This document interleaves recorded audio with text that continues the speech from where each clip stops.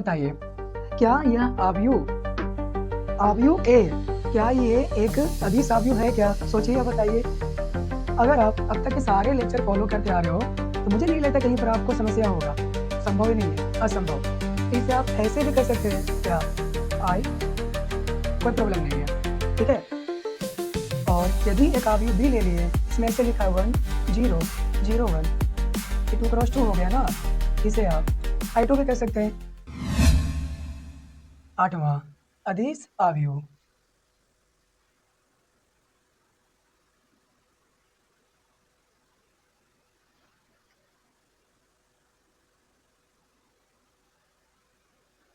अदिश आव्यूह, अदिश आव्यूह को इंग्लिश में कहते हैं स्केलर मैट्रिक्स।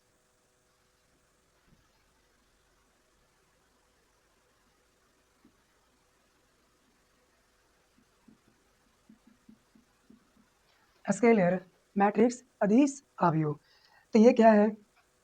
तो देखिए, अभी हम सीख कर आए हैं क्या क्या होता है विकर्ण आव्यूह। तो विकर्ण आव्यूह वैसे एक वर्ग आव्यूह है जिसके मुख्य विकर्ण के अलावा सारे अवयव शून्य हो, उसे कहते हैं क्या विकर्ण आव्यूह। अब अदिश अदिश आव्यूह क्या है? तो थोड़ा सा उसी का 2 कदम आगे की बात किया गया है कि वैसा विकर्ण आव्यूह जिसके मुख्य विकर्ण के प्रत्येक अवयव समान हो, मुख्य विकर्ण के प्रत्येक अवयव क्या हो, समान हो, उसे हम कहते हैं अदिश आव्यूह, राइट। देखिए, इसका परिभाषा लिख लीजिए क्या है, लिखेंगे यहाँ पर एक विकर्ण आव्यूह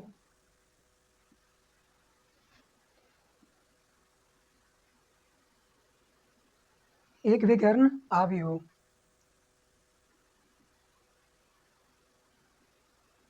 अदिश आव्यूह कहलाता है।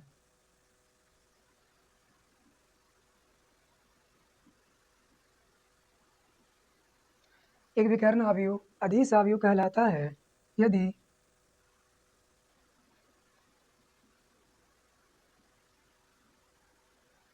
मुख्य विकर्ण के मुख्य विकर्ण के प्रत्येक अवयव मुख्य विकर्ण के प्रत्येक अवयव समान या बराबर हो, ठीक है। एक विकर्ण आव्यूह अदिश आव्यूह कहलाता है यदि मुख्य विकर्ण के प्रत्येक अवयव समान या बराबर हो, उसे हम कहते हैं क्या? उसे हम कहते हैं अदिश आव्यूह, ठीक है।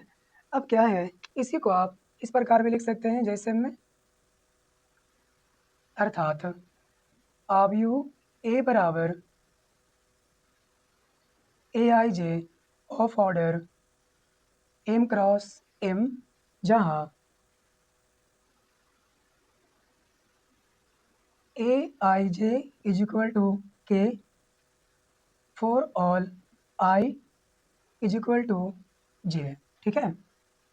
क्यों? परिभाषा में कहा ना आपसे कि मुख्य विकर्ण के प्रत्येक अवयव समान हो, मुख्य विकर्ण के प्रत्येक अवयव समान या बराबर हो, उसे कहते हैं अदिश आव्यूह। इसलिए इसमें विकर्ण आव्यूह का जो भी गुण है चला आया, क्योंकि इसने विकर्ण आव्यूह का नाम लिया है, तो जो भी विकर्ण आव्यूह का गुण है वो तो चला ही आया। और साथ में इसमें क्या जोड़ा गया कि मुख्य विकर्ण के प्रत्येक अवयव क्या हो, बराबर हो, समान हो। इसलिए यहाँ पर लिखा गया है कि आई जब जे के बराबर हो, वो कब बराबर होगा? वो केवल मुख्य विकर्ण के ही बराबर होते हैं, ठीक है। तो मुख्य विकर्ण के प्रत्येक अवयव बराबर हो, आई बराबर जे। अगर वो कोई संख्या के है तो सारे के सारे के होने चाहिए। अगर 3 क्रॉस 3 है तो 1 1 के लिए भी के होगा, 2 2 के लिए भी के होगा, और 3 3 के लिए भी के होगा, है ना। तो के यहाँ पर कोई भी संख्या है ना। तो इसमें आप उदाहरण ऐसे दे सकते हैं जैसे में क्या, ध्यान दीजिए। उदाहरण मान के चलिए मैंने आव्यूह ए ऐसे लिखा 2 0 0 0 2 0 0 0 और 2, 3 क्रॉस 3। बताइए, क्या यह आव्यूह ए क्या ये एक अधिसाव्यु है क्या? सोचिए या बताइए। अगर आप अब तक के सारे लेक्चर फॉलो करते आ रहे हो तो मुझे नहीं लगता कहीं पर आपको समस्या होगा। संभव ही नहीं है, असंभव। ठीक है, तो देखिए परिभाषा को संतुष्ट किया ना। इसने क्या कहा, मुख्य विकर्ण होना चाहिए, तो भैया है ना। मुख्य विकर्ण के विकर्ण भी होना चाहिए, तो विकर्ण भी है ना। क्योंकि मुख्य विकर्ण के अलावा प्रत्येक अवयव शून्य है, तो भैया हाँ है। अब क्या है, इसने ये कहा कि अगर ये अधिसाव्यु है तो मुख्य विकर्ण का प्रत्येक अवयव बराबर होना चाहिए। तो है ना बराबर, सभी के सभी टू है। ठीक है, सभी के सभी टू है, तो सारे मुख्य विकर्ण के अवयव समान हुए, यानी कि ए आई जे इक्वल टू के। बस यहाँ पर क्या, के जगह पर क्या आ गया, टू आ गया। मैंने पहले ही कहा आपसे, के जगह पर कुछ भी ले लीजिए, क्या फर्क पड़ता है। आप जीरो भी ले सकते हैं, कोई प्रॉब्लम नहीं है। फिलहाल यहाँ पर आइए कि आव्यूह ए जो है अधिस आव्यूह है क्या, तो आंसर है हाँ है। ठीक है, और यदि हम मान के चलिए एक आव्यूह बी ले लिए, इसमें हम ऐसे लिखें, है क्लियर। इसका कोटि हो गया 2x2। क्या ये आव्यूह बी अधिस आव्यूह है क्या, बताइए। सोचिए, वीडियो को पॉज करिए, थोड़ा और सोचिए, अपना आंसर कमेंट में दीजिए मेरे बताने से पहले। ठीक है, तो ये भी आव्यूह बी जो है अधिस आव्यूह है, कोई डाउट नहीं है, कोई समस्या नहीं है। क्यों सर, देखो एक्सप्लेन करो, करते हैं। देखिए सबसे पहले इसने कहा है कि विकर्ण आव्यूह, क्या ये विकर्ण आव्यूह है? हाँ है, क्योंकि मुख्य विकर्ण के अलावा सारा अवयव शून्य होना चाहिए, तो है ना। मुख्य विकर्ण के अलावा सारा अवयव शून्य होने चाहिए, है। अब आइए इसमें और क्या जोड़ा गया था, मुख्य विकर्ण के प्रत्येक अवयव बराबर होने चाहिए। तो देखिए सारे के सारे बराबर ही तो है, जीरो है तो सारे जीरो है, इसलिए इसे हम अधिसाव्युह कह सकते हैं, कोई डाउट नहीं है, सब कुछ क्लियर है। अगर तब भी आपको कोई डाउट रह जाता है तो कमेंट बॉक्स तो आप ही का है ना, पूछिए सवाल, उसमें हम रिप्लाई करेंगे। ओके, तो ये था आपका अधिसाव्युह। नौमा, इकाई आव्यूह या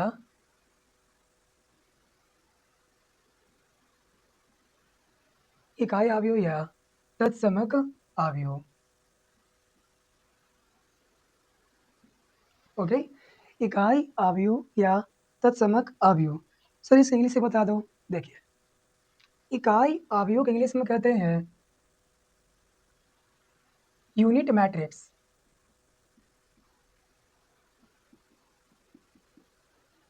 ओके, और तत्समक आव्यूह को कहते हैं आइडेंटिटी मैट्रिक्स।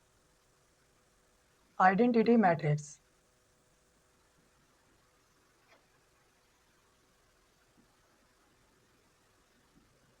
क्लियर है। अब समझिए कि सर इसका क्या प्रॉपर्टी है, गुण क्या है इस वाले आव्यूह का।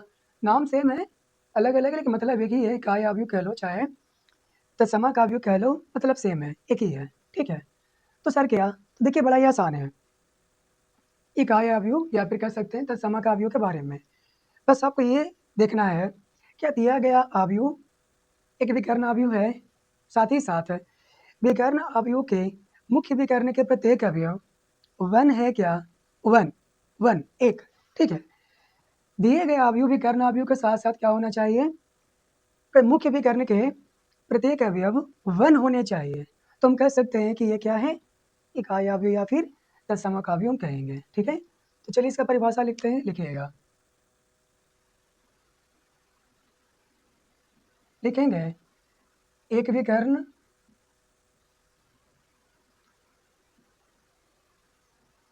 आव्यूह, एक विकर्ण आव्यूह इकाई आव्यूह या इकाई आव्यूह या तत्समक आव्यूह, तत्समक आव्यूह कहलाता है।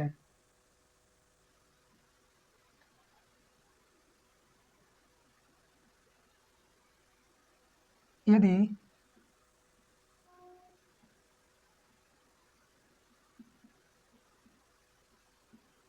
मुख्य विकर्ण के प्रत्येक अवयव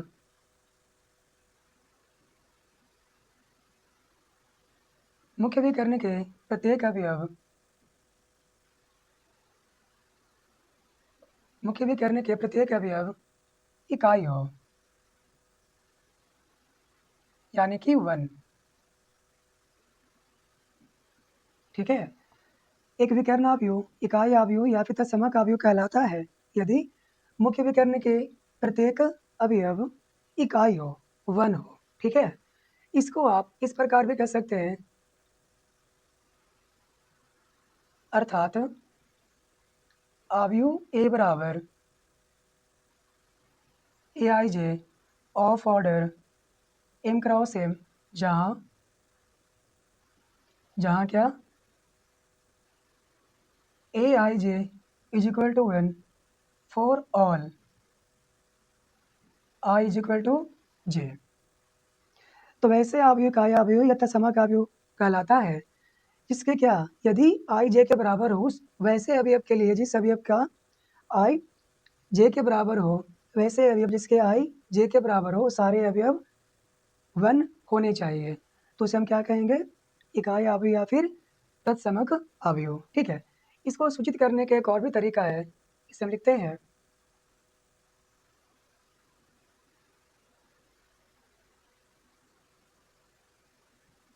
इसे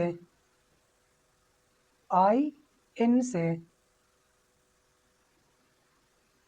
सूचित किया जाता है।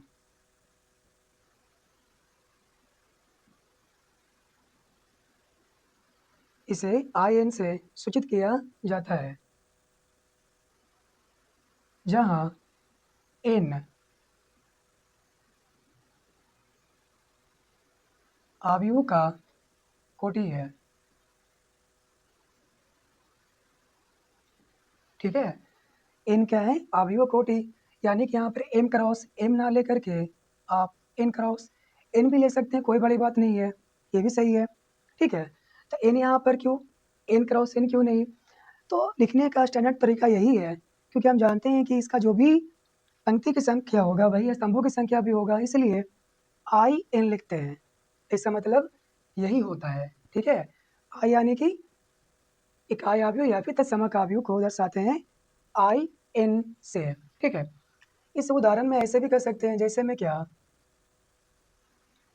उदाहरण में इसके मुताबिक हम आपको उदाहरण दे रहे हैं, अगर ऐसे लिखा हो ए बराबर 1 0 0 0 1 0 0 0 और 1। ठीक है, ये 3x3 का है ना, तो इसे आप ऐसे भी कर सकते हैं क्या, I3, कोई प्रॉब्लम नहीं है। ठीक है, और यदि एक आव्यूह बी ले लिए, इसमें ऐसे लिखा 1 0 0 1, ये 2x2 हो गया ना, इसे आप I2 भी कह सकते हैं, कोई प्रॉब्लम नहीं है। ये सारे क्या है, इसका मतलब, और ये जो लिखा हुआ है दोनों का मीनिंग सेम है। अगर आपको केवल लिखा हुआ ये रहे तो दिमाग में यही नहीं चलेगा कि ये है, अगर I3 हो दिमाग में क्या चलेगा, कि वैसे भी करना आव्यूह जिसके मुख्य विकर्ण का प्रत्येक अवयव क्या हो, 1 1 1 हो, और सब कोटि क्या होगा, 3x3, बस